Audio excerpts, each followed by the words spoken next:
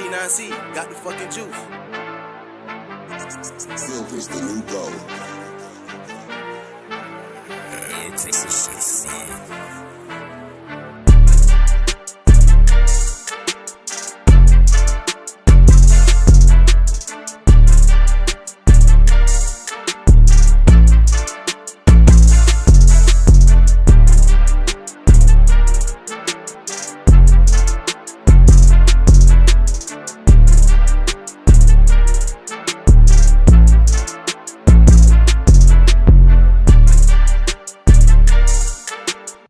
What's going on, everyone? Welcome back to another episode of JT Sports Live. I'm your host, JT. Hope everybody is doing well on this wonderful Tuesday afternoon. We got some big-time trade rumors circulating around in the NFL world. The Rams, it looks like they're about to mail it in on the season. A lot of their notable players are up for grabs in trade talks. Cooper Kupp, Matthew Stafford. Not only are Cooper Kupp and Stafford the only available players on the trade market, but the Panthers a few weeks ago, when they were asked what were they going to do with Bryce Young, were they going to trade him, Dave Canales said that they didn't intend on moving away from Bryce Young. Well, recently, when Dave Canales was asked that question again, he was kind of ducking it. So maybe Bryce Young could be headed to a new franchise where he could resurrect his career. We're going to dive into the trade rumors around Cooper Kupp and Bryce Young to lead off this show. Later on, I'm going to preview some of the three big-time matchups that we are going to watch Week 9 of the college football season. Illinois goes on the road to take on Oregon. That is a sneaky good game. LSU versus Texas A&M. Winner takes first place in the SEC. And then Missouri versus Alabama. We don't know what to make of either of those two teams, and that is going to be a playoff elimination game. I think it is fair to call it that. And I got my Week 9 best bets for college football as well. And we're going to end off the show talking about Lamar Jackson, why he's better than Patrick Mahomes. I know it sounds outrageous to hear, but I got a really good explanation for this. And Anthony Richardson, there's been a lot of smoke around him getting benched in favor of Joe Flacco, but there's a reason why the Colts can't bench AR and they can't give up on them. Shout out to everybody that's tuned in wherever you're watching, YouTube, Facebook, X. Smash that like button, subscribe to the channel, turn on post notifications so you don't miss when we go live and drop new content. Shout out to Unruly TV. Shout out to Kate Rome with the $5 donation. We greatly appreciate it. She says, powerful JT Sports Live. So happy to catch your stream, man. I'm happy to see you on. Shout out to everybody that's tuned in. And let's dive into it. So, a few weeks ago, after the Carolina Panthers made the decision to bench Bryce Young in favor of Andy Dalton, when Dave Canales was asked about the possibility at the time of trading Bryce Young, he said that we weren't going to entertain any trade talks for Bryce Young. Well, fast forward a few weeks later to now, recently Dave Canales was once again asked the question, are the Panthers going to trade Bryce Young? But instead of giving the answer and giving the definitive no, Dave Canales was kind of avoiding the answer to that question. He didn't really want to comment on it. So it looks like we could see Bryce Young on the move. And many folks out there are hoping that with Bryce Young getting traded to a new team, that he will have an opportunity to sit behind the vet, develop, and then potentially take over as the future starter. But to be honest with you guys, no matter where Bryce Young gets traded, if he gets traded at all, this dude is probably never going to be anything more but a career backup at best. And I know it's harsh, but the truth is that we've seen enough of Bryce Young to know that this dude is never going to have the ability to be as good as what CJ Stroud is. He's never going to be an elite quarterback. At best, he's a smaller but more mobile version of Tua Tagovailoa. And I seen this same scenario play out with Kenny Pickett down there in Pittsburgh. He also was a guy that people thought with him getting traded, he would have the opportunity to compete for a starting job. And now he's the backup to Jalen Hurts down there in Philly. And I can see the same situation playing out with Bryce Young. Even though people are going to want to work with Bryce Young to see if they can fix him up and help him reach his potential, I don't think that's going to happen, because no matter where Bryce Young goes, he's not going to go to a situation where he's going to be guaranteed the starting job. So therefore, he's going to have to work hard. He's going to have to perform well in practice and entice a team enough to give him the opportunity to not only compete for the starting job, but to actually name him the starter. And I don't really see any teams right now where you could say Bryce Young will be a definitive upgrade from what they have right now and what they could get in the draft. The Raiders, they don't need to trade for Bryce Young. They have no problem tanking this season and getting Shedeur Sanders in next year's draft. And with Tom Brady taking over as a minority owner, he is going to have a little bit of say of what goes on with that franchise. And I don't think there's any way the Raiders would trade for Bryce Young when your prized possession should be getting that first pick in next year's draft so you can draft Shedeur Sanders. And right now, if I was to ask you, who would you rather have, Shedeur Sanders or Bryce Young? We all know what the answer is. Shedeur Sanders. He has more potential, more upside than Bryce Young. I think you would be stupid if you're the Raiders to mortgage your future on drafting Bryce when you could have the opportunity to get a better quarterback in Shedeur Sanders. Now, with the Rams, that's an interesting situation because it looks like they want to move on from Matthew Stafford. They've been trying to trade him since last offseason. He almost got traded to the Jets nearly. And Bryce Young going to one of the greatest offensive minds in the history of this game, Sean McVay, you would believe that he would have a great chance to take over, develop into a really good starter. But how do you know if Sean McVay wants to settle on a guy like Bryce Young that has such a limited upside? And even though the Panthers are a bad situation, just because he goes to a better situation, there is no guarantee that he's going to improve relative to how he played in Carolina. We've seen similar stories where we've seen quarterbacks where it didn't work out in their first destination. They go somewhere else and they still don't improve that much. Sometimes you just have to accept the fact that certain quarterbacks just aren't good at the NFL level. And Bryce Young, with him being undersized, struggling to throw in the middle of the field, I don't see him being a good trade for the Rams to make. Because if you're going to trade for a quarterback, you're trading for a guy who you know is guaranteed to be a starter for you. And there's no guarantee that Bryce Young is going to give them starting caliber quarterback play. Not every head coach wants a reclamation project. What you're trying to say is that Bryce Young can still be saved. No, you think Bryce Young can still be saved. There's no guarantee that this brother can play.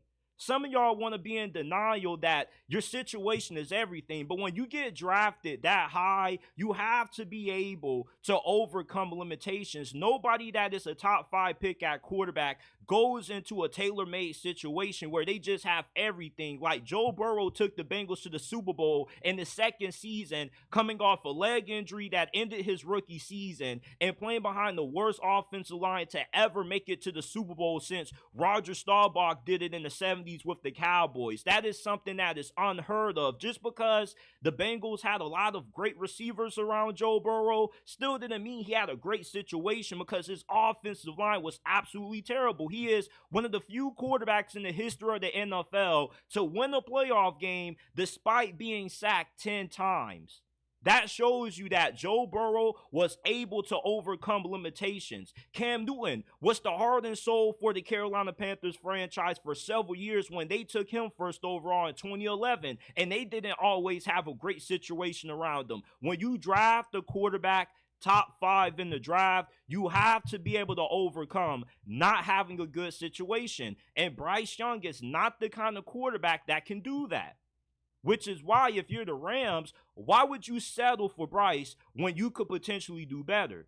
At best, Bryce Young is a smaller version of Tua. Does that give Sean McVay a good chance to win another Lombardi trophy? I don't think so. If you are the Rams and you're going to mail in this season, you might as well go all in, start Stetson Bennett or Jimmy Garoppolo, try to put yourself in position to land either Shedeur Sanders or Cam Ward, which Shedeur Sanders, Cam Ward, that's the question that you got to keep asking. If you're any team in a quarterback market right now, why would we trade Bryce and, try to gamble on the reclamation project when we can go ahead and draft our own guy who we know potentially could have a high ceiling? Maybe the Browns could trade for Bryce Young because I doubt Cam Ward or Shedeur Sanders will want to play for them.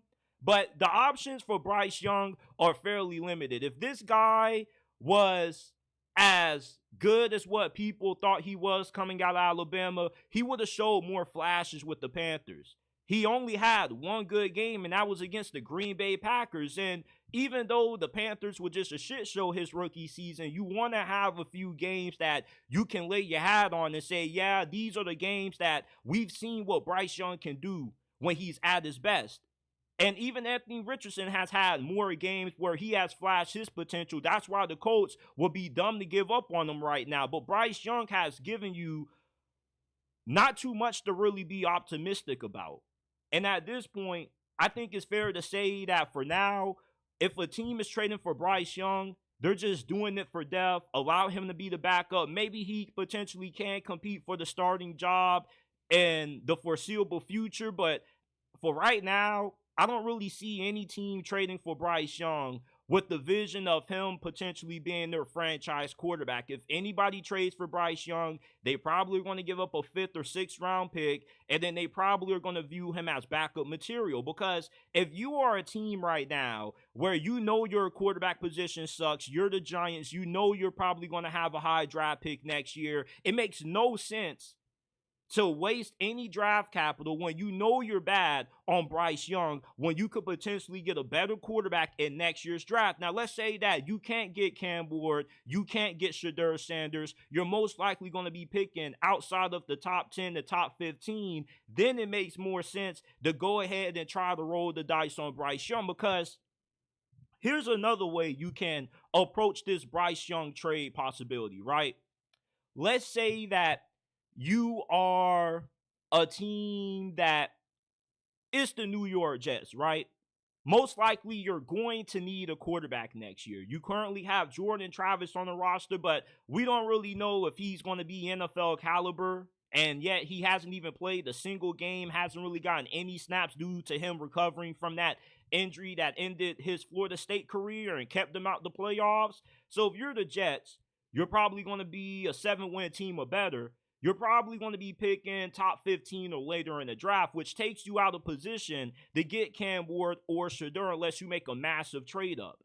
And 9 times out of 10, if you can't get either of those two quarterbacks, you might as well go ahead and roll the dice on Bryce Young. Because the way I view Bryce Young is this: the only 2 quarterbacks worth drafting in the 2025 draft are Shedeur Sanders and Cam Ward. If you can't get any of those 2 guys, you probably shouldn't draft a quarterback in the first round next year, because Quinn Ewers isn't first round material. He's injury prone and he's inconsistent. You saw how he looked against Georgia. He got benched in replace of Archman, and yeah, he came back in that game, but Quinn Ewers has not lived up to the hype that he had coming out of high school. The dude was like the highest rated recruit in high school history. Jalen Milroe, we've more than seen that this dude is more closer to Malik Willis than he is Lamar Jackson. He just doesn't have the accuracy or the decision-making needed to be a successful NFL quarterback. He could be a reclamation project, but at that point, with you not being able to get Shedeur or Cam Ward, you're asking yourself, would we rather try to invest a draft pick and rehabilitating Bryce Young potentially, or would we be better off rolling the dice with a Quinn Ewers, a Carson Beck, a Jalen Milroe? Do we view Bryce Young as a better prospect than those guys? If you're a team having that conversation, then it would probably make a little bit of sense to trade for Bryce Young. Maybe the Browns could do it because if you can't get any of the top 2 QBs to want to come play for you, you probably would be better off running it with Bryce Young. And if he doesn't work out, then you'll put yourself in position to maybe draft the Arch Manning in next year's draft or the year following. So, I mean, just being honest with you guys, as much as I loved Bryce Young coming out of college, as much belief as I had in him that he was going to become a great NFL quarterback, when I watch these Panthers games and I see that the offense looks better than what it did with Andy Dalton in compared to Bryce, it doesn't give me a lot of hope that this dude is going to mature into the quarterback that we envisioned him becoming out of Alabama.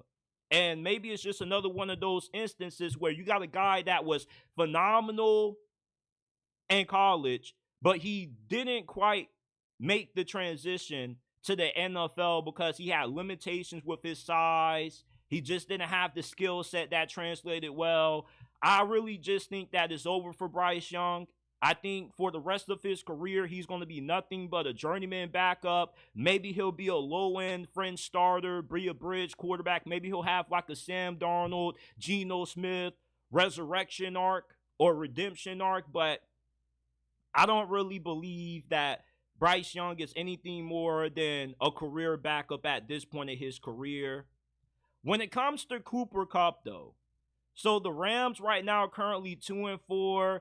They got a lot of injuries, which is why their season has kind of gone left. And it looks like they're about to mail it in, wave the white flag, and they're going to start tanking for next year's draft. Matthew Stafford is up for trade, but star wide receiver, former Super Bowl MVP Cooper Kupp is available for trade. The Rams are shopping him. They have been in contact with a few teams. And one team that a lot of people want to trade for Cooper Kupp are the Pittsburgh Steelers. They desperately need another wide receiver to pair alongside of George Pickens. And Cooper Kupp, you would think he would be a good pickup if the Steelers were to make the trade. But as a Steelers fan, I don't think it would be a smart move by the Steelers brass to go ahead and trade for Cooper Kupp. And the reason why I don't think trading for Cooper Kupp is a good move for Pittsburgh is because, for one, the dude in the past 3 seasons has missed a combined total of 17 games and counting. So you got a dude that's 31 years old. He's not getting any younger. He's injury prone. And plus, he has a massive cap hit. Next year and this year, he has a cap hit of $29.7 million. And for a guy who can't stay available, you know, the best thing for a player is availability, and you don't get that out of Cooper Kupp. So wanting to take damn near a $30 million cap hit for a guy that can't stay that healthy isn't really smart for Pittsburgh. It's a difference between Cooper Kupp and Davante Adams. Yeah, Davante Adams and him are around the same age, but you know that Davante Adams can stay healthy. You know that he can last throughout a 17-game season. Cooper Kupp, at best, he probably is only going to be healthy enough for 10, maybe 12 games, and that's not good enough for the kind of money that you're going to be paying him if you're Pittsburgh. Davante Adams also is a better player right now than what Cooper Kupp is.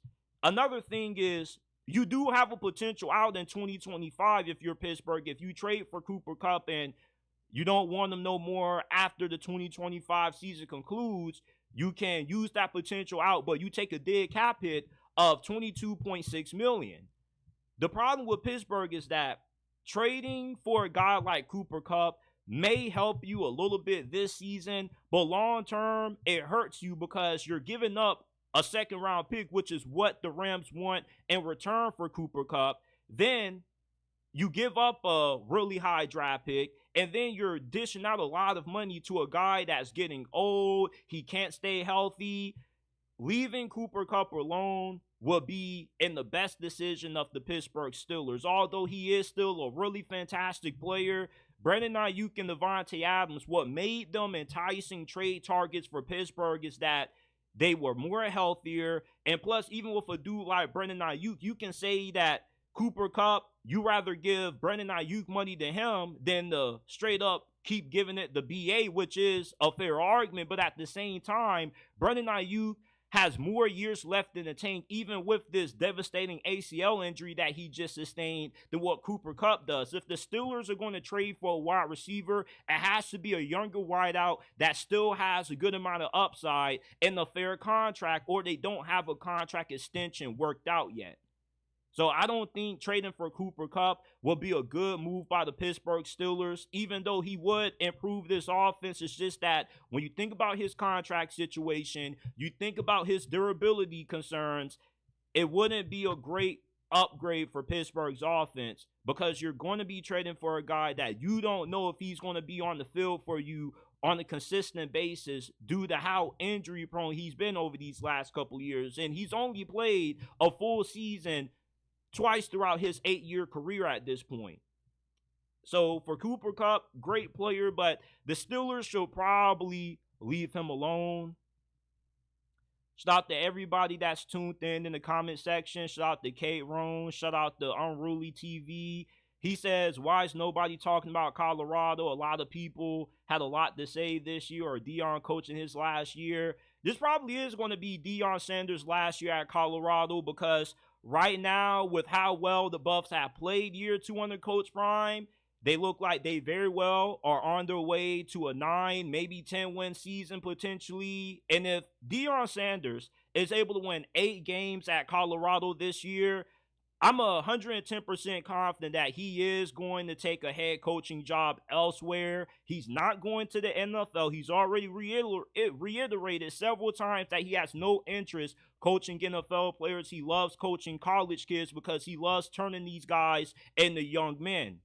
And you look at UCF right now, they're struggling under Gus Malzahn. Coach Prime, he's from the Florida area. He would be a great fit in Central Florida.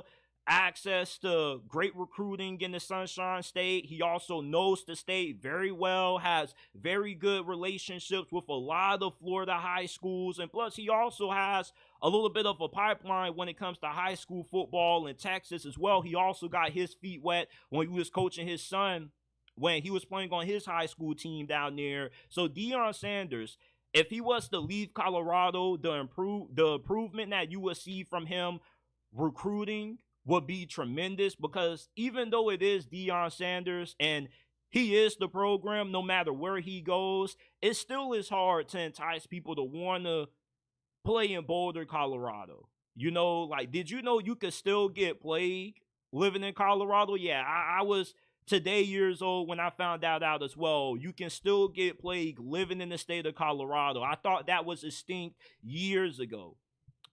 Another school that I think could go after Deion Sanders is Arkansas. If their season goes left or they don't do good enough this year under Sam Pittman, they could hire Deion Sanders. What a lot of people don't know is that before Deion Sanders ever took the head coaching job at Jackson State, his first ever interview, despite never being a head coach in college football before, was with Arkansas.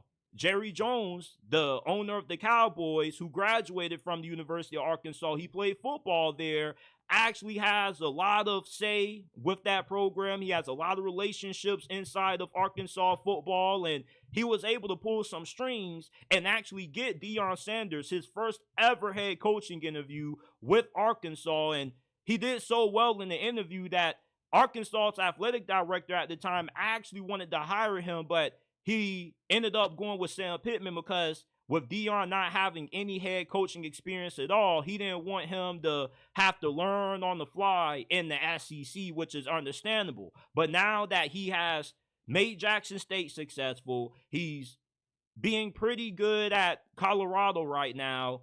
When you can take a program that went from 1 win to potentially 8, 9 wins in the span of only 2 years, that shows that you can pretty much rebuild any program you go to.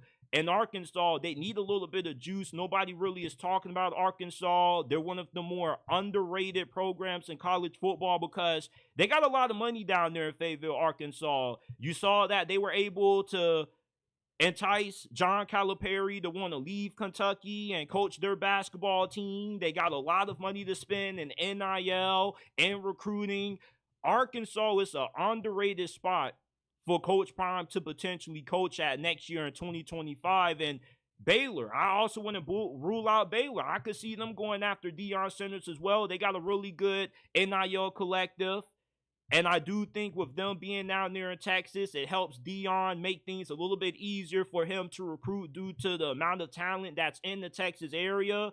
So I'm really confident that with how well Colorado's playing right now, that Deion Sanders, once this season ends, he most definitely is going to be a hot name on the head coach carousel. I don't believe that he'll probably be in the running for the Florida job, only because Florida is a little bit more prestigious than Baylor, Arkansas, and it doesn't look like Florida's front office probably would want everything that comes with Deion Sanders, even though they would need it. And I mean, you're the same program that had Urban Meyer.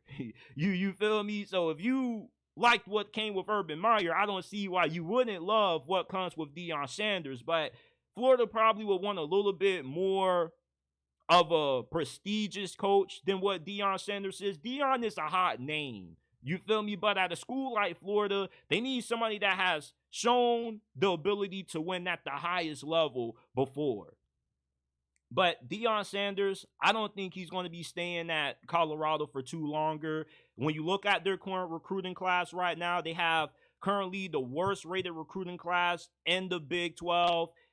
You can say that he's not trying. I do think that he's putting effort in, because it's not like when these guys commit to Colorado, they're not committing to Deion Sanders. All those guys on that team, Jordan Seaton, whoever else he recruited, wherever Coach Prime goes, those guys are going to follow him. You're crazy if you think that Jordan Seaton is not going to follow Deion Sanders to wherever his next stop is. He's committed not to Colorado, but to Coach Prime. That's the thing with Deion Sanders. When you hire him, he becomes your program. And like I said, if he can turn around Colorado, make them relevant, have everybody talking about them every single week, he can do that wherever he goes. So I expect Deion Sanders to have some really good job offers once we get into the offseason. I'll be shocked if he coaches another season after this year at Colorado, because I just think that there are better jobs that are going to entice him and more talent-rich recruiting locations.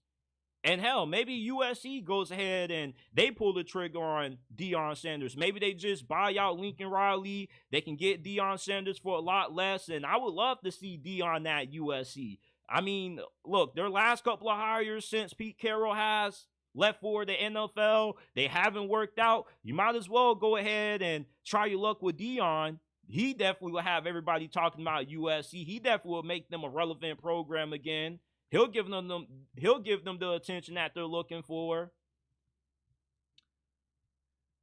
All right. Before we move on, smash that like button, subscribe to the channel if you haven't already. Hit that bell icon so you don't miss when we drop new content and when we go live.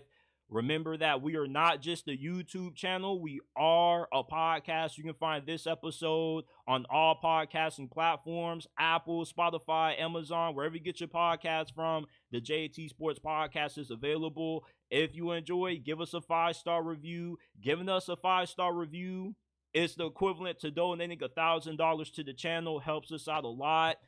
If you got any questions that you would like answered on our mailbag episode that we're going to do tomorrow or Thursday, you can send them in the DMs at JT Sports _ is where you can find us on Instagram. At JT Sports _ is our X. You can send your questions there. I want to preview 3 of the biggest games in college football for week 9. And we're going to start off with Illinois is going on the road to play Oregon as a 21.5-point underdog. Illinois, they're coming off one of the biggest wins of the season last week, downing Michigan. And Oregon, they currently are the number 1 ranked team in college football at the moment. A few weeks ago, they got a big win over Ohio State. This is a really tricky game for Oregon, because although when you look at the analytics, Illinois looks like a pushover. Defensively, the stats don't really vote well in their favor going into this game. And offensively, as well as what Luke Altmaier has played, he is definitely the most improved quarterback in college football. Illinois is a way better team than what the analytics and the stats show. They're one of those teams that you can't define how good they are based off what the stats show, because some of their best games have come against the best teams they played. They only lost 21-7 against Penn State. That was a very close game. They played well against Michigan. Brent Bielema, he's no stranger to coaching in these kinds of games, going on the road, playing in these types of environments. He had a lot of success at Wisconsin with Russell Wilson. This is somebody that knows this conference very well, and he knows what it takes to win a game like this. And Illinois, this is a team that they're really good up front. They got a really good defensive line, really good offensive line. It really comes down to if they have the talent in the secondary defensively to limit the amount of explosive plays that Oregon is able to generate, because Evan Stewart, he's been a really big play threat for them in that offense. You got Tess Johnson, who also is a really good wideout. They got really good running backs as well. It's pretty much pick your poison with how you want to defend Oregon's offense. It also doesn't do Illinois any favors that Dylan Gabriel is once again playing at a Heisman level. He's not a Heisman front runner like a Ashton Genty or a Travis Hunter, but he definitely is top 5 in that conversation. He probably would be a finalist when it's all said and done going to New York. But Dylan Gabriel, he's averaging 9.4 yards per pass, which is 8th best in all of FBS. If Illinois is going to win this game, they got to limit the amount of explosive plays that Oregon generates offensively via the pass and on the ground, which they do have the ability to do. And I'm not concerned about Illinois' defense in this game. I'm pretty confident that they can do enough to give their offense a chance. The problem is, how much offense are we going to see out of Illinois in this matchup? Because against Penn State, they only mustered up 7 points. And against Michigan, yeah, their offense had a okay day, but you expect more out of the passing game. Luke Altmaier, he's been in these big-time matchups. He hasn't been bad. He's been better than what he was in these games last year, but we still have yet to see this dude have a superb performance. And you're going to need Luke Altmaier to make some big throws in this game. Illinois' offense, they're capable, but they're not dependable. And what I mean by that is that they are more than just a team that has a good offensive line and a decent rushing attack. They actually do have some really good wide receivers. Pat Bryant, who is from the Jacksonville area where I reside, Duval, 904. We always got to shout out our 904 brethren. He's one of the most underrated wide receivers in the Big Ten. He leads Illinois in receiving yards and a couple of other categories as well. Look out for him. He's more than able to open up this game, and he's good enough to get open against these Oregon defensive backs. And Illinois, you also have an offense that, while they're not explosive, they take care of the football. And when you look at teams that pull off these upsets, most of the times, you have a team that takes care of the football. It's hard to pull off these upsets when you're turning the football over 2-3 times. When you're going up against a team like Oregon that pretty much has paid for an NFL roster, you can't afford any mistakes. You got to play flawless football. The fact that Illinois doesn't take care of the football shows you that they are a well-coached team and they don't beat themselves. And you love their chances of beating Oregon. If they have a good game, it's going to come because they have no turnovers. You can trust them to take care of the football. Another thing that votes well for Illinois in this game is that Oregon, they are not good in the red zone. Defensively and offensively, this is the weakness of this team. So even if Oregon does drive on you, when you get them inside the 20, there's a good chance that Illinois defensively can force Oregon to have to settle for field goals, which is also going to allow them to stay in this game. How Illinois is going to be able to score points offensively is going to come down to them being able to win the field position battle. Their defense has to find ways to stop Oregon's offense, and they got to be able to make some big plays on special teams. The thing that people overlook about special teams is that there's hidden yardage on that area of the game. If you can, get a few big punt returns to give your offense favorable field position to score, it helps you out a lot. That's what Illinois is going to lean on in this game. And Oregon, defensively, they have a massive advantage with how good their secondary is. Luke Altmaier has not played against a defense this good. Maybe Michigan, you can make the argument that their defense is just as good as Oregon, but I really don't think that Michigan has as much talent on the back end of their secondary as what Oregon has. Oregon is 19th in America in passing yards per game allowed. They are allowing 176.8 passing yards per game. Illinois' offensive line, they're good when it comes to run blocking. When it comes to pass protection, they have their moments. They have given up 3 sacks in their last couple of games, which is one of the worst in college football in sacks per game allowed. So their pass rush and their pass defense could be a major key for them being able to win this game, because Illinois is one of those squads where they're not one of those teams that they are overly reliant on one thing. They can beat you running the football, they can beat you throwing it, but they want to play complementary style football. But if you can take away the ground game for Illinois and you force this to be a game that they got to win solely relying on Luke Altmaier, you love Oregon's chances not just to win this thing, but to probably run away with it by the time we come out at a halftime. And that's why I'm taking Oregon to win. However, I am going to take Illinois to cover in this game because I can see Illinois getting a few explosive plays on offense. Luke Altmaier and these receivers, they are definitely capable to get a few points on this Oregon defense. But the thing is, I can't see Illinois getting the 20 points in this game, and that's the magic number for them. If they can get the 20 points against Oregon, there's a very good chance they probably walk out of Eugene with the win. But that's the thing.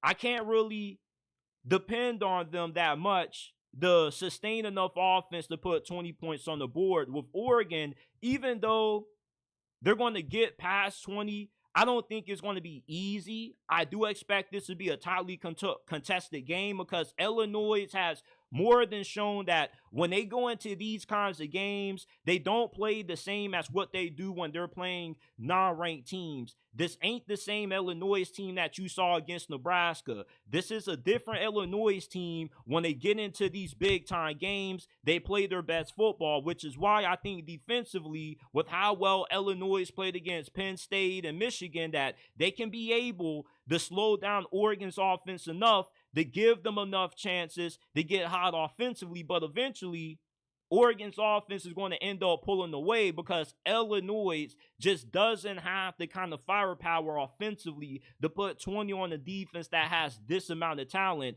unless they can come away with a few takeaways from Dylan Gabriel and company, which could happen. But I just feel like Oregon, they probably could be in a dogfight, but they most likely are going to win this game because it is hard to win in Autzen Stadium. And Illinois offensively, I just don't trust their offense enough to be able to score the necessary amount of points to win this game. Now, if this is a 17-13 game, low scoring, nobody gets it to 20, then this is a game that favors Illinois. But realistically, if Oregon gets to 20 at any point this game, Illinois is in trouble. Now, the next game I want to talk about, this is a big one. We got LSU versus Texas A&M. This is a very big game when it comes to defining the future of the SEC. When it comes to start that over, man. Run it back. That was nasty. LSU versus Texas A&M. This game, whoever wins it is going to be in first place in the SEC. Right now, both of these teams are the only unbeaten teams in SEC conference play.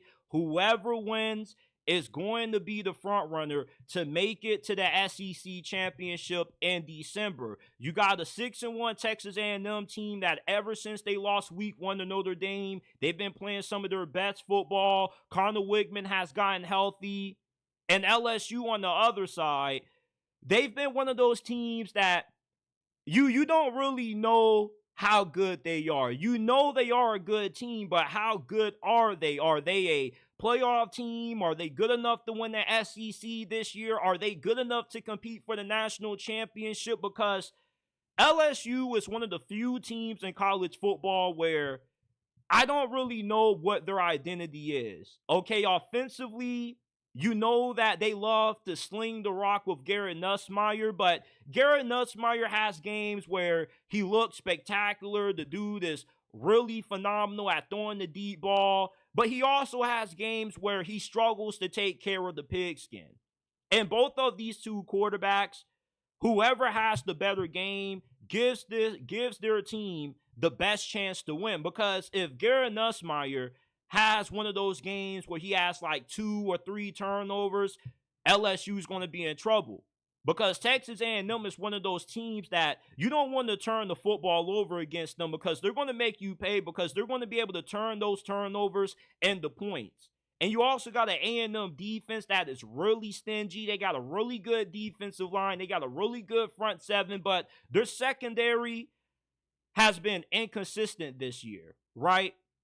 And for Garrett Nussmeier, you love the matchup between your receivers versus Texas A&M's defensive backs. But at the same time, this is still a defense that is more than capable of being able to come away with a few turnovers.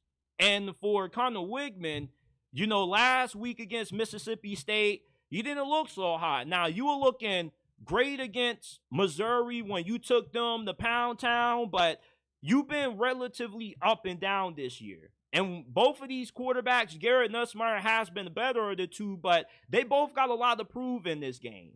And whoever plays the better of the two most likely gives their team the win in this game, because I think that quarterback play in this game is everything. Texas A&M, they're more balanced than what LSU is. LSU, they've had their fair share of struggles being able to get their rushing attack going, but Texas A&M, they've been one of the better teams at running the football in the SEC this year. They got a lot of depth at running back. They got Emmitt Smith's son as well.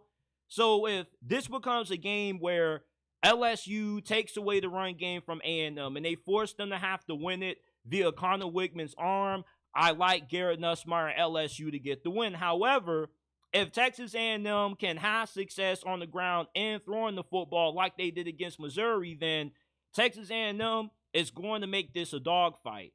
And what's surprising is that A&M is only a 2.5-point favorite in this game, although you would think that LSU has the better team. But A&M, their defense is more talented than what LSU's defense is. And they also are more well coached. However, offensively, LSU has more firepower than what A&M has. This is going to be one of those games where, you know, if A&M's offense gets a little bit wonky to start off and LSU starts out fast early like how they did against Arkansas, and A&M has to come from behind, LSU probably walks away with the win. I don't see A&M as being a team that is equipped that have to win games when they're trailing. They are a team that they want the game to be close or relatively close, where they give themselves a fighter's chance to win it, or they just run all over you and they take the lead themselves and they're playing up. But if they got to play from behind, then you force them to have to change a little bit of what they like to do, because regardless, you know that LSU can win this thing if they have to rely solely on the arm of Garrett Nussmeier. Can't say the thing about Connor Wigman. Now, I love LSU secondary in this game. I do think that their secondary has tremendously improved throughout this season since week 1 against USC. However, their run defense is not as good as what the statistics show. The statistics show that LSU has a top 30 run defense, but if you watch them against South Carolina and Ole Miss, they've been gashed on the ground. They gave up a 50-something yard run for a touchdown against Ole Miss. Rocket Sanders had some explosive runs against them as well in that game. Texas A&M is 24th in rushing yards per game allowed. They're averaging nearly 200 rushing yards per game at 199.5. And if A&M can control the ground game, they can keep LSU's offense off the field, especially with LSU's tendency to struggle in the red zone and they struggle with ball security, they can really make LSU pay in this game. Because if LSU's run defense looks the way that they did against Ole Miss in South Carolina, they're going to be in trouble because Texas A&M is one of those teams where if the run game's working early, they're going to keep running that thing all down your throat for the entirety of this game, and it's going to help them win that time of possession battle. And for LSU, when you can't stop the run and you can keep that offense off the field, you got a great chance to beat them. This is a team in LSU that they're a high-flying team. They can score 30 on you with ease, but if you can run that football, you can play a keep-away game with them, and you can get some other things to go your way, like South Carolina had some mistakes, and they just weren't able to capitalize off them because of the special teams era, and the refs wasn't really on their side neither.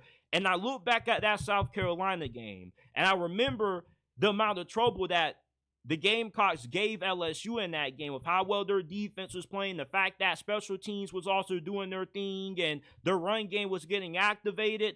I could see Texas A&M having success against this LSU team the same way South Carolina was. But Ole Miss, even though they had success on the ground against LSU, they lost that game because ultimately LSU's pass defense did a really good job against Jackson Dart and that passing attack.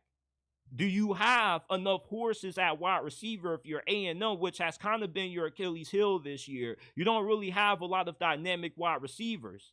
So LSU and Texas A&M, you have a matchup of two teams that have different styles. A&M, they want to win the football, really running the ball, or they want to win the game just pounding the rock, but they also want to mix in the pass as well. But LSU, they really just want to sling the football all over your defense. And with how lackluster Texas A&M's secondary has been, you got to have the confidence that Garrett Nussmeier's going to have a good game. However, even with Garrett Nussmeier having a good game, I still don't think it will be enough to beat Texas A&M at home in Aggieland. We know how hard it is to win in College Station. We know that this is one of the best environments in all of college football. And also, Texas A&M, when they lost to Notre Dame week 1, they didn't get healthy quarterback play out of Connor Wigman because he was banged up in that game. With Connor Wigman being more healthier now, I do think that you don't need to rely on him to win this game like how LSU's relying on Garrett Nussmeier to win it for them. You're going to be able to play a balanced brand of football due to the struggles that LSU's run defense has had this year, which is why I love Texas A&M to win. I like them because their run game can keep LSU's offense off the field, and plus, I believe that Texas A&M probably comes away with 2 turnovers in this game due to Garrett Nussmeier's tendency to be a little bit careless with the football. He can be a little bit reckless at times, a little bit more aggressive than what you like, and that's why I love A&M to win this game, improve to 7-1, and take over as the top team in the SEC, at least from a record standpoint, because the winner of this game takes first place in this conference. So give me Texas A&M to win. 24-17 is going to be my final score prediction for this game. Now, the last game that I want to talk about is the game that I've been the most nervous about. Missouri versus Alabama. What makes this an intriguing game is that we don't know what the hell to make of either of these two teams. Missouri was supposed to be a lock to be a playoff team this year, potentially a dark horse to win the SEC with how favorable their schedule looked coming in, but they got stumped by Texas A&M on the road a few weeks ago, and they struggled to beat Auburn last week, and they are coming off one of the best seasons in program history. So you still have people who are wondering just how good is Mizzou? Where this game is going to give us the answer to that, because right now you're going up against an Alabama team where we don't really know how good this team is either. Either you feel that this team is the team that we saw in the second half against Georgia that has since then declined every single game. They've seemed to have gotten worse. Or you believe that the version of Alabama that we saw prior to the second half against Georgia that destroyed Wisconsin on the road, it's the same team. It's just that they are somewhat in a slump right now. We're going to find out a lot about these two teams in this game because whoever loses, their playoff hopes are pretty much done. This is survive in advance. And the winner, they keep their playoff hopes alive because with a win, Alabama, if they win out, they got a 98% chance of reaching the college football playoffs, even if they don't win or make it to the SEC title game. But if they lose, their playoff chances are pretty much all but over. And same thing for Missouri. You can't lose this game. A loss ends your playoff hopes with you already losing the Texas A&M. Plus, you suffer your second conference loss. This would be Alabama's third conference loss. So this is a must-win game for both of these teams when we're talking about the possibility of one of these foes making it into the playoffs this year. Now, when it comes to the game itself, Alabama's a 13.5-point favorite in this game. I'm obviously taking Missouri to cover that because you can't watch Alabama and how they've played the last couple of weeks and possibly be bold enough to take them to win this game by double digits because I don't know how good this team is, and we don't know how good this team is. If this was the same team that we saw against Wisconsin, then hell yeah, I love them minus 13.5. But I don't really know if Alabama can beat anybody right now. Truthfully, they probably should have lost to South Carolina with the way that game played out. And Jalen Milroe, is it over for this dude? Because this man went from looking like the Heisman frontrunner to looking like a lock to be a first-round pick, to all of a sudden, not only looking like one of the worst quarterbacks in the SEC, but there also is some chatter around this dude being benched, man, because his decision-making, his accuracy has sucked these past couple of games. And against Missouri, their defense is a huge question mark.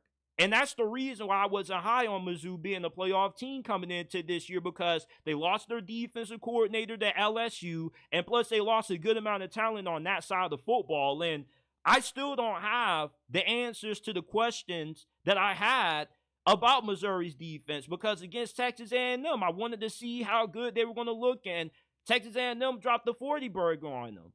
And Jalen Milroe, this is probably going to be the worst defense that he's going to play this month because next week you got to play LSU, Missouri. We don't know what they expect from their defense. If their defense is as good as what Mizzou fans hoped it would be coming into this season, then we once again could see Jalen Milroe struggle. But if this is a Missouri defense that has truly dropped off this year compared to how well they played on that side of the football last year, Alabama's offense should be able to get right in this game. You got a lot of firepower at receiver, contrary to what Jalen Milroe was showing last week when he was targeting Ryan Williams on pretty much every single play. The dude had 20 targets. Alabama has more than just one wide receiver that's actually good. They got a lot of talent in that wide receiver room. Jalen Milroe just has to throw the football their way.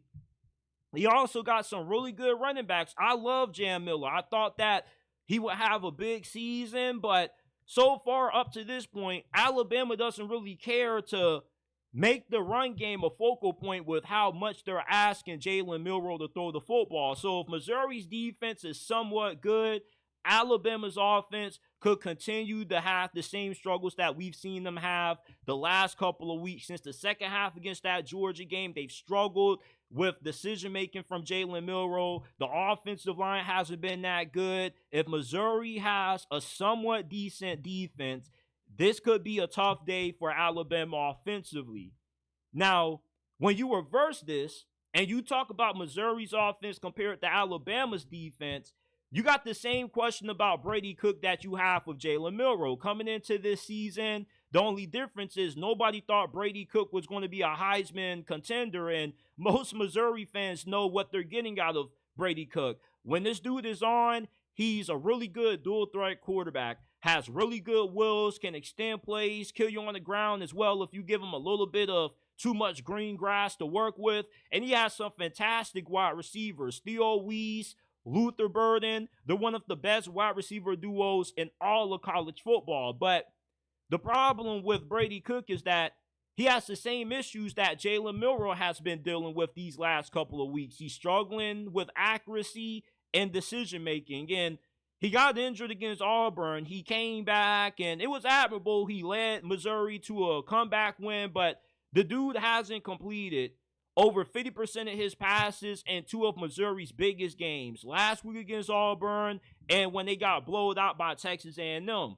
And I know that Alabama's defense has struggled, but last week against Tennessee, they had a really good game. As a matter of fact, their defense gave them a chance to win it, but the offense wasn't able to do anything. So if Alabama's defense truly has turned the corner and they have started to figure things out on that side of the football, then Brady Cook could be cooked again this week, because regardless of how favorable the matchup looks between Missouri's wide receivers with Burden and Weiss and the damage that they could do to an Alabama secondary that has struggled mightily all this season, it really is going to come down to if Brady Cook can actually get him the ball, because they do have a veteran offensive line. And really, if Brady Cook has one of those games where, he's just on, Missouri probably wins this game. But the thing with Brady Cook is that he's not a reliable passer. He's not consistent throwing the football. And if you're struggling to throw the football with accuracy against Auburn and A&M, how can I expect you to just all of a sudden light this Alabama defense on fire when you haven't lightened up any defense that you played on your schedule that's been remotely as talented as what Alabama has on that side of the football? And the thing about Missouri is that you put this team in trouble when they can't run the football. When you force this team to have to rely on Brady Cook's arm to win it, that's when they lose, because Brady Cook is not a dependable quarterback. He's only good when you got the run game to complement him. And there's a good chance that Missouri can get their rushing attack going because they got two really good running backs. And with Alabama's rushing attack, not really doing that much, it makes it a game where Alabama kind of needs more out of their quarterback than what Missouri does. Missouri doesn't need a Heisman Day out of Brady Cook to win this thing. They just need him to be good enough as long as that run game gets going. And if Alabama's defense, which the last couple of games, they haven't really been that good. I thought they would be pretty decent against South Carolina. But if you're getting carved up by Lenore Sellers and Rocket Sanders, then I'm going to have a hard time believing that you can just shut down Brady Cook and Missouri's offense. And you got an Alabama run defense that is 56 in college football. They are surrendering 141.3 rushing yards per game. So this is definitely a matchup that Missouri can get that ground game going. And when they do, it can open things up for Brady Cook in that passing attack, because Brady Cook is good when you're only asking him to throw the football 20, 24 times a game. But when you're asking him to have to carry you to a win and he's throwing it 30, 40 plus, you get in trouble. Now, the team I'm going to take the win is Alabama. I'm not going to take them to cover, though. I think it's a little bit foolish to take them with that minus 13.5. But I do love them to win this game outright, because Kalen DeBoer, I still believe that this dude is an elite head coach. I don't believe that the struggles that Alabama has had these last couple of weeks is definitive to what this dude is going to be for the foreseeable future as the head man down there in Tuscaloosa. The dude at Washington beat Dan Lanning twice, beat Steve Sarkisian, and recently beat Kirby Smart this year. We tend to overlook that Alabama did beat Georgia, although it was ugly how they ended things off in the second half. That still counts as a win in the W column for them, and you have to give Kalen DeBoer that respect, getting a massive win over what most of us agree is the best coach in college football. So Kalen DeBoer has shown that in the past, he's won everywhere he's been. He knows how to make adjustments. He knows what it takes to win. And I think that the coaching advantage in this game favors Alabama compared to what's going on with Eli Drinkwitz and his staff, because when we saw them against A&M this year, they got outclassed. We haven't seen a game where Alabama has been outclassed at all, probably outside of Vandy. And Vandy looks like a pretty good team because they got the same record as Alabama right now, and they are ranked inside of the top 25. And we're going to see how good they are against Texas this week. But Vandy has shown that they're not just your average Vanderbilt team. They have the capability to be one of the best teams in the SEC this year. So Kalen DeBoer, it's hard for me to see him getting outcoached by Eli Drinkowitz. And I do expect Jalen Milroe to bounce back in this game. He may be a little bit dinged up, but I don't think Missouri's defense is that good. And with how effortlessly Texas A&M was able to drive the football up and down the field against Mizzou's defense, I'm willing to bet that this side of the football for Missouri severely dropped off from what we saw out of them last year. So give me Alabama with the win.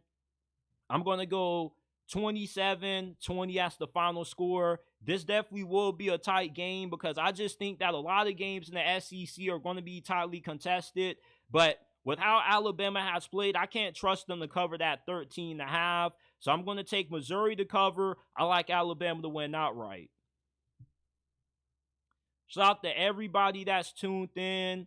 Facebook, X, YouTube. Do me a favor if you haven't already. Smash the like button, subscribe, follow, turn on post notifications so you don't miss when we go live and drop new content.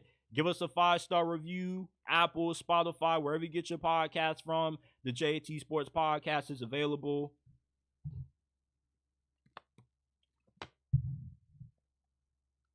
Shout out to everybody that's tuned in. Shout out to Kate Roan.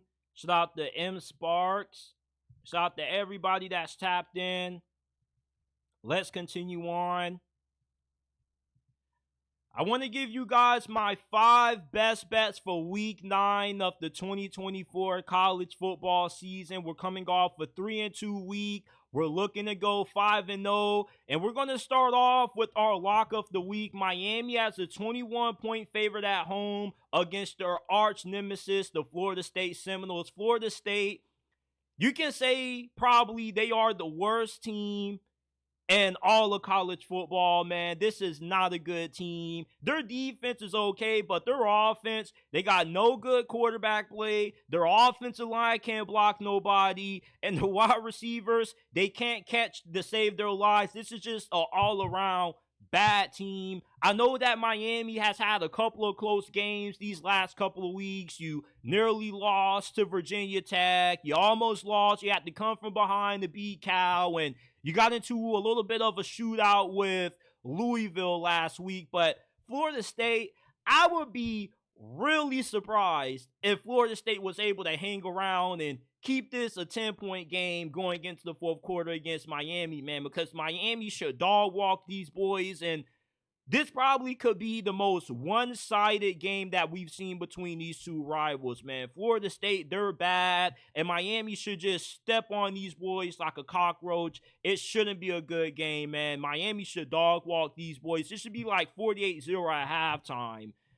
Next up, I love SMU as a 12-point favorite against Duke.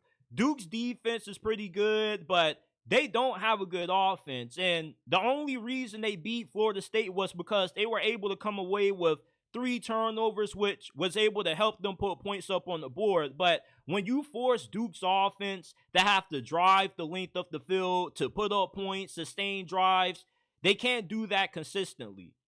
And Malik Murphy, he hasn't been as good as what the stats may indicate. He's been really inaccurate.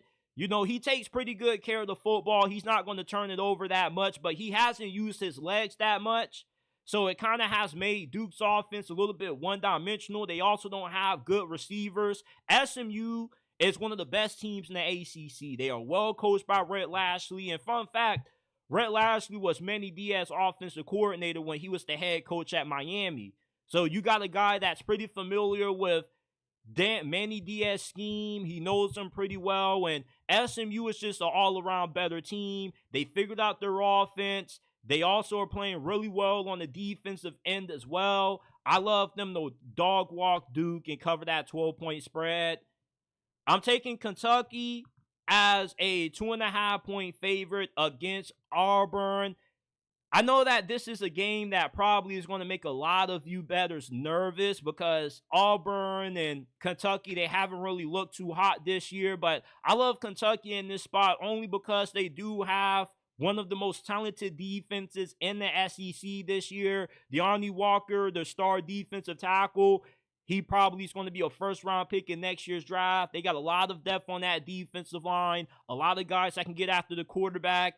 And Brock Vandagriff, he hasn't played that well this year. They probably should make a quarterback change, but he ain't worse than anybody that Auburn has put at quarterback this year. Anybody Auburn has put at QB this year, they've been a massive disaster. They have turnovers galore every game. They're one of the worst teams at taking care of the football in all of college football. Kentucky, yeah, Brock Vandagriff may have a turnover here and there, but you can trust them to take care of the football more than you can trust Auburn. And with Auburn's turnover problems, I love Kentucky to be able to capitalize off them. And also with how good that defense is, they should be able to hold Auburn to probably only 14 points or less. So I love Kentucky to be able to win because they do have the better team. They do have a lot of talent up front on the line of scrimmage. I'm taking Syracuse as a 6-point underdog against Pitt. Now, Pitt, they've been one of the biggest surprises in all of college football this year, and so far, they have been unbeatable, it looks like. But they have had a couple of close calls. You know, they had a close win against Cincinnati. Their secondary is not that good. They do surrender a lot of passing yards, and that's why I love Syracuse to cover, because Syracuse with Kyle McCord at quarterback, this dude has been one of the best QBs in all of college football statistically this year, and this team pretty much has a Mike Leach air raid feel to it. They don't really run the football a lot. They just want to throw the football 50, 60 times a game. They do have good enough receivers to do that.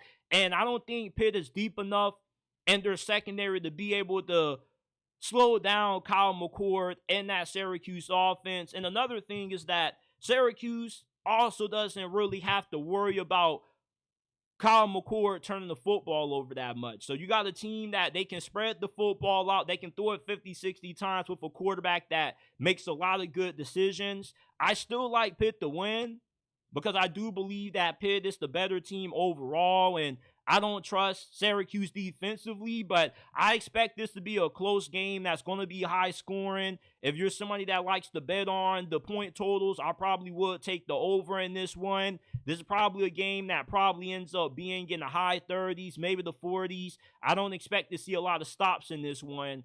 And lastly, I love Illinois as a 21.5 point road underdog against Oregon. Oregon is going to win this game, but Illinois has showed that anytime they played against any of the best teams on their schedule, they play way better in those matchups than they do against any of the other teams. And they only lost 21-7 to Penn State. That was a very close game for the majority of it until Penn State pulled away in the fourth.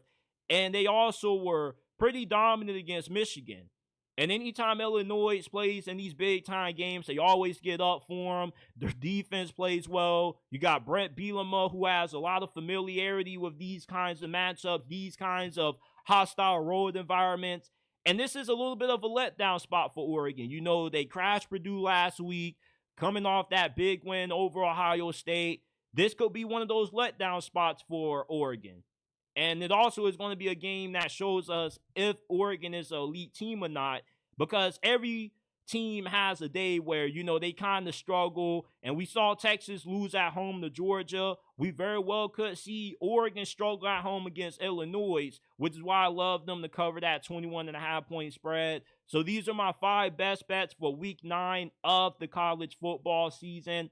If you parlay these, let me know how much success you have with these. If you bet these singles, let me know how they do for you. But we currently are like 19-12 on the season, so we're over 50%. And we've been hot these last couple of weeks outside of what happened in week 8, I believe, was our worst week of the year, or week 7. But these are our 5 best bets. Leave your thoughts in the comment section down below. And before we get up on out of here, we got a few more NFL topics to hit on.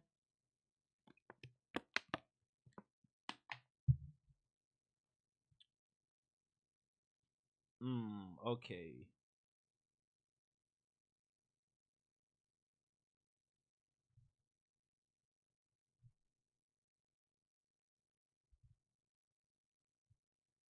Anthony Richardson, he has been one of the worst starting quarterbacks in the NFL this year. He has a 3-6 touchdown interception ratio. He's completing 48.5% of his passes. And for any other quarterback, they would have already been benched no matter where they were drafted. But despite Joe Flacco being miles better than Anthony Richardson, the Colts still continue to throw this dude out there.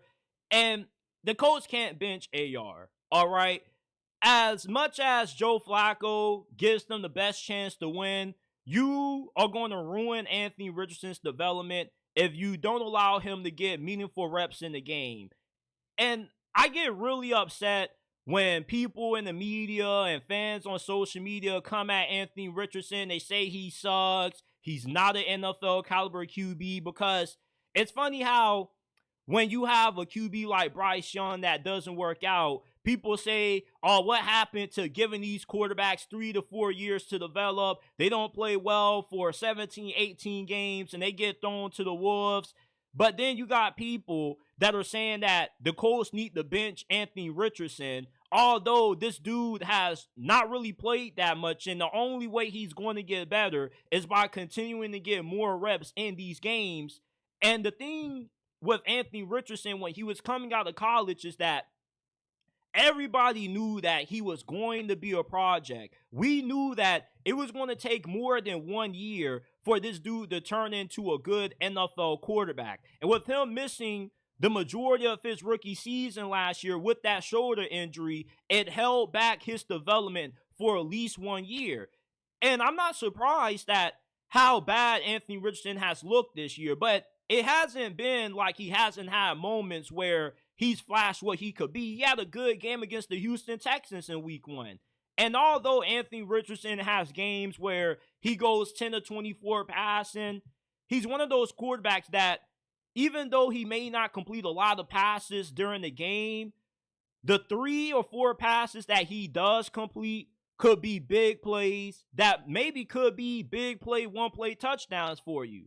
And the thing with Anthony Richardson is that if this dude is ever going to reach his potential, the Colts got to continue to roll with the growing pains, because Anthony Richardson is a really inconsistent player right now. From a week-to-week basis, you don't know if you're going to get good quarterback play out of him. That's what comes with starting a young quarterback. But you're going to ruin his development if you put him on the bench and you don't let him get meaningful reps. He didn't really play that many games in college. So you got a dude that is fairly unpolished at the quarterback position, and a dude that doesn't really understand the game as well as what he should, because he doesn't have a lot of experience. And you can't bench him at this point because you drafted him 3rd overall with the understanding that things were going to be rough. But you can still find ways to win with him with his athletic ability. Now, I know this dude is injury prone and he can't really sustain a lot of hits, but the dude's 255 pounds, running 4.43 at quarterback. You got to run him.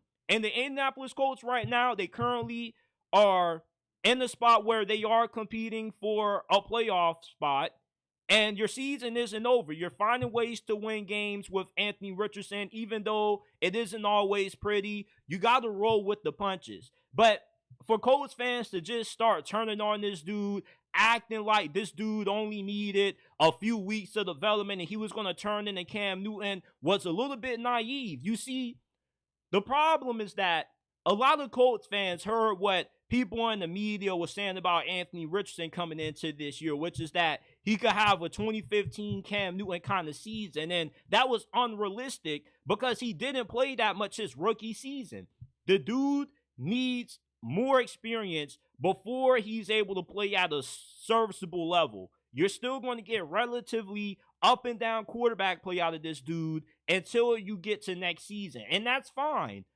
This season was always going to be dedicated to Anthony Richardson's development. If the Colts don't make it to the playoffs this year, nobody's going to lose their job, because this is what the plan is. If you make it to the playoffs some way, somehow with Anthony Richardson, you overachieve this year. But this season is only about Anthony Richardson's development, because next year in 2025 is the season that you expect Anthony Richardson to make that big jump. That's when you expect him to look like 2015 MVP Cam Newton. But he's only into the second year of his career, and he didn't play that much his rookie season. I'm trying to figure out, what the hell were you Colts fans expecting? You know, like, it's one thing if you drafted C.J. Stroud or Bryce Young third overall, because you expected those guys to play at a higher level right out the gate. But Anthony Richardson, you already knew that it was going to take multiple years until this dude was able to develop into a really good quarterback. So I don't really understand why so many Colts fans now want to forget that Anthony Richardson was a huge project, and only a few games into his career, they just want to give up on him and they want to start Joe Flacco. No, it's going to take at least 2-3 years for Anthony Richardson to grow into the quarterback that Colts fans thought that he could be, or what the Colts franchise thought he could become. You're not going to see the returns of AR right away. And that's okay, because Shane Steichen is one of the better offensive minds in the NFL. I believe that he can develop Anthony Richardson, but it's not like this dude was getting a quarterback that was already NFL ready. Everybody knew that this was going to be a project. I don't get why Colts fans are so antsy about this when you already knew what this process was going to take when you drafted him. You can't say, all right, we've seen enough for the project. Joe Flacco's better. Just start him. No, like, you got to roll with the punches with this, man. That's the only way he's going to get better. You knew what this dude was coming out of Florida. You knew that his accuracy, his footwork, his decision-making, his ability to read defenses and understand coverages was a work in progress. So why is it that we get shocked when we see these games when Anthony Richardson goes 2-24 and he gets booed by the fans? Come on, man. Y'all understood what it was going to take for this dude to reach the next level. So why is it now that all of a sudden we want to forget about it and we want to bench Anthony Richardson? Come on, man. You Colts fans got to do better. You guys understood what you were getting in this kid when you drafted him. He's a young quarterback that still has a lot of things to learn with playing that position. It wasn't going to be one of those things where you draft him year one, he gets injured, missed the majority of his rookie season. Year two, he comes out slinging that football like Joe Burrow in his second season. You didn't get that kind of quarterback, man. You're getting somebody where it's going to require some patience, because it's going to take some time for him to look like what you thought he could when you drafted him third overall. And his potential is a more athletic version of Cam Newton.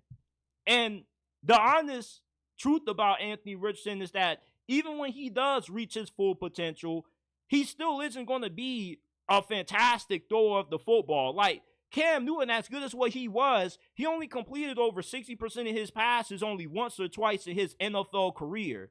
He was never known for being a great thrower of the football. It's just that he was just such a monster at quarterback that he was just damn near unstoppable.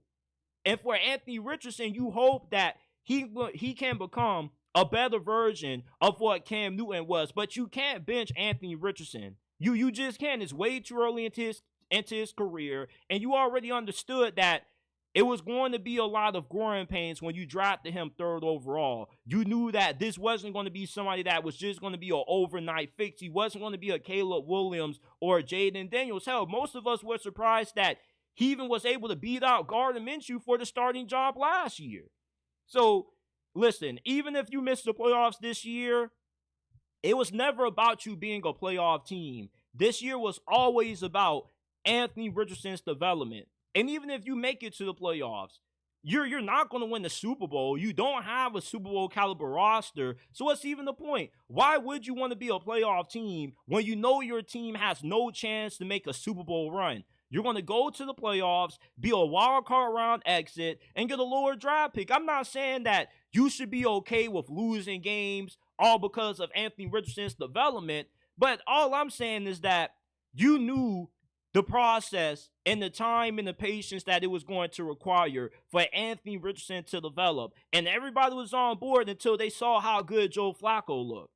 Come on, man. Like, y'all knew what it was with Anthony Richardson. There's no reason to be sounding the alarm. You knew that it was going to take at least 2 years to develop this dude. So give it until next season. And if we are having this same conversation about AR the same time next year in 2025, then you made a mistake and you drafted a bust. But the dude is a high character guy. Everybody loves him. No players really look severely frustrated with him at quarterback like they did with Bryce Young. So that shows you that guys in the locker room got confidence in Anthony Richardson, and he puts in a lot of work. I believe that Shane Steichen can turn AR into a really good quarterback, and I believe that he puts in the work to do so, man. I don't think there's a reason to bench Anthony Richardson right now because how he's playing right now is nothing that none of us seen coming. I tried to warn one of my homies in my fantasy football league, do not draft Anthony Richardson. He was going to be inconsistent this year. You know what the fool did? He drafted Anthony Richardson with his first round pick. I said, you idiot. You idiot. Why would you draft him in the first round? What are you talking about, man? This dude's going to be 2015 Cam Newton. The media gasses up these young quarterbacks, and when they struggle and they don't live up to these self-created expectations that people have, people want to call them a bust and they want to move on and bench them. No, we knew, at least the realistic fans of Anthony Richardson and you realistic Colts fans out there knew that it was going to take a year or two until this dude developed and reached his potential. It wasn't going to be a one-year fix. The last thing I want to talk about before we get up on out of here is this. Lamar Jackson right now is second in the NFL in touchdown passes with 15. He only has 2 interceptions. He has the second best QBR in the league at 74.3. Right now, Lamar Jackson is the best quarterback in the NFL. All right? Can we all agree that Lamar Jackson not only is the best quarterback in the league right now, but he's playing better than Patrick Mahomes? Lamar Jackson right now at this moment is the best quarterback in the NFL. 15 touchdowns to 2 interceptions compared to Patrick Mahomes, who has 6 touchdowns, only 8 interceptions, got his best receiver, Rashee Rice, injured on one of those interceptions that he threw when he tried to tackle him. Lamar Jackson clears Patrick Mahomes in every way right now. And we're not talking about Super Bowls because Super Bowls don't define who's the better player. Those are team accolades. Those are team accomplishments. Everybody and their mom likes to say Michael Jordan is the GOAT. And if you don't say Jordan's the GOAT, you're saying LeBron is the GOAT. So if you're going to say Patrick Mahomes is better than Lamar Jackson because he has more rings, then you got to say that Bill Russell is the greatest basketball player of all time because he has more rings than anybody that's ever played this game. If we are going strictly off talent and skill set, Lamar Jackson is in a different weight class than what Patrick Mahomes is. The league has never seen a quarterback as gifted as what Lamar is. This dude is killing defenses in the pocket, and he's also killing defenses on the ground with his legs. There is no way to stop Lamar Jackson. This dude is like a video game at quarterback. He's unstoppable. He can run around, evade sacks, buy time for guys to get open. This dude is everything that you want in a quarterback. He is the definition of what it means to be a dual threat QB. And right now, with how bad Patrick Mahomes has looked, Lamar Jackson easily has to be rated over him. Josh Allen has been playing some good football, but he played awful against the Houston Texans. Lamar Jackson has been consistent from week 1 to now with how well he's played, and he's very well on his way to winning the 3rd MVP award of his career.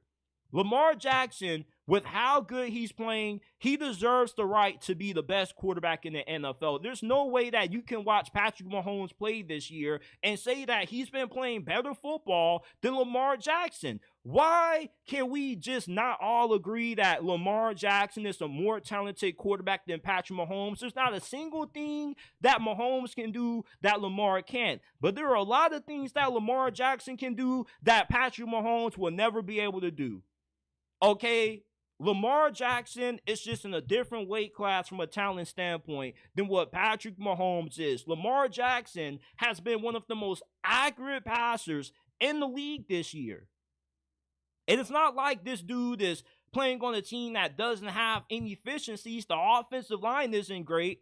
And it's not like he's playing with a star-studded group of wide receivers neither. Most of y'all can't even name more than 2 receivers on the Ravens team right now. Outside of Zay Flowers and Mark Andrews, name me 2 Baltimore Ravens pass catchers. I'll give you 3 seconds to do so. 3, 2, 1. You ran out of time. Don't be going to Google. Don't be going to ChatGPT. Don't cheat now. Tell me 2 Ravens pass catchers right now. You can't do it outside of Zay Flowers and Mark Andrews. They got Rashad Bateman. They got Isaiah Likely. They got a lot of talent on that squad, but Lamar Jackson has elevated that team. The Ravens are as good as what they are because of Lamar Jackson. Lamar Jackson right now should be the front runner for MVP this year. I don't know how Mahomes even was an MVP favorite before Lamar with how bad he's played. Why is it that people always want to go hard on Lamar when he has a bad game? If Lamar Jackson had 6 touchdowns, 8 interceptions right now, the media would be crucifying him right now. But since it's Patrick Mahomes and he got all these rings, he gets a pass? Come on now. Let's hold Patrick Mahomes accountable for the bad football that he's been playing this year. Yeah, he's 6-0, but so what? He's not playing championship level football. And yes, I do think that there is a correlation with how you play in the regular season and how you play in the playoffs. Patrick Mahomes was not playing this bad last season. This is the worst year of football that we've seen out of Mahomes. The dude threw a pick and got his starting wide receiver, his star wide receiver, his best receiver, Rashee Rice, injured. Ended his season. Come on, man. Let's stop having this double standard for Mahomes when we compare him to Lamar Jackson just because he has a little bit of hardware on his finger, man. Because Bill Russell has more rings than Jordan and LeBron, but yet when we talk about the greatest basketball player of all time, we only talk about those 2 for the conversation. Come on now. Lamar Jackson is a better quarterback than Patrick Mahomes right now. Why can't y'all admit that? Why is it that Nick Wright has to come out and make all these excuses for Patty? I don't give a damn about what Patrick Mahomes has done in the playoffs, and I don't care about what Lamar Jackson has not done in the playoffs, man, because right now, we are not talking about accolades. We're just talking about who's been playing better football right now, Mahomes or Lamar, and it's clearly Lamar Jackson. Lamar Jackson is the best quarterback in the NFL right now. And I really believe that this is the year that Lamar finally wins a Super Bowl. And when he does win it this year, and he wins his 3rd MVP award, then how are you going to talk about this conversation? Because Lamar has his ring. He's won the playoffs. So, I mean, he's more talented than Mahomes. He's playing better than Mahomes. What are we doing right now? Lamar Jackson is the number 1 quarterback in the NFL right now. If you were to rank all these quarterbacks from best to worst, Lamar Jackson should be number 1. He's already beaten Joe Burrow. He already embarrassed Josh Allen. Not played Josh Allen too. He lost to the Chiefs because of an inch. Because Isaiah Likely was wearing some big behind cleats, and that's why that touchdown at the end of that game didn't count. Lamar Jackson is better than Patrick Mahomes. It shouldn't be a hot take saying that. Lamar can do a lot of things that Patrick Mahomes can't do. And the only reason John Harbaugh still has a job is because of Lamar Jackson. If you follow the league like that, you understand what I'm trying to say about that. Because Lamar Jackson's rookie season, John Harbaugh was about to get fired. They were about to part ways until Flacco got injured. Lamar came in, went 7-1, made it to the playoffs, and the rest has been history. So if it wasn't for Lamar, John Harbaugh probably would be out of a job or coaching for another franchise right now. I'm just saying, Lamar Jackson is the best quarterback in the NFL right now based off how well he's played. 15-2 touchdown interception ratio compared to a 6-8 touchdown to interception ratio. Who's the best quarterback? If I was starting a team right now, I would take Lamar Jackson over Patrick Mahomes because the only thing Mahomes has over Lamar are rings, and rings don't define who's the better player. If that's the case, then Bill Russell is the greatest basketball player to ever play. He's better than Jordan. He's better than LeBron. Rings are a team accolade. It's not a definitive thing to use to judge who's the better player because everything is circumstantial. If you were to put Lamar Jackson on the Kansas City Chiefs with Andy Reid. Do you know how much damage Andy Reid would do with Lamar Jackson? Come on now. Come on now. You give Patrick Mahomes to John Harbaugh, I don't think he's as good as what he would be under Andy Reid. I'm just saying. This is it for this episode of JT Sports Live. I appreciate you guys for tuning in. Smash that like button, subscribe to the channel, follow wherever you're watching, Facebook, X, YouTube. Shout out to everybody in the comment section. Shout out to Chris Brady. He says, I was looking, and Lamar's the MVP favorite at 2-1, but Mahomes is right behind him at 3-1. Yeah, man. I don't know what they're doing. How does Mahomes still have high MVP odds when he's playing the worst football of his career, man? People just love jacking off Patrick Mahomes, don't they? Like, every time people talk about Patrick Mahomes, oh, he's so great. He's always winning. Yeah, bro, I don't care if the Chiefs are 6-0. The dude is playing bad football. Hold Patrick Mahomes accountable the same way you hold Lamar accountable. Why is it such a double standard? And I'm not going to say it's a race thing because they both are black. So it ain't a race thing. I ain't going to pull off the race card, but I just don't understand the double standard that the media has when it comes to criticizing Lamar for his bad play, but giving Mahomes a pass for his bad play. I just want it to be equal.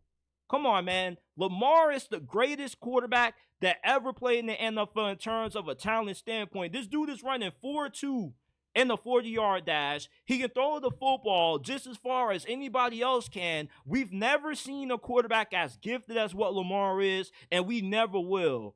Lamar has paved the way for a new generation of quarterbacks. Everybody's trying to find the next Lamar. Nobody's trying to find, well, people are trying to find the next Patrick Mahomes, but you've seen way more quarterbacks get compared to Lamar than they do Mahomes. My guy Chris Brady also says he might take Boise State 5-1. Man, I don't know about that one. I kind of like UNLV to pull off the upset, but we will see. That should be a great game. But shout out to everybody that tuned in. Give us a 5-star review wherever you get your podcast from, Apple, Spotify, Amazon. Give us a 5-star review. Share the pod with your friends, family members, and acquaintances. Send your mailbag questions in the DMs on Instagram at JTSports_, on X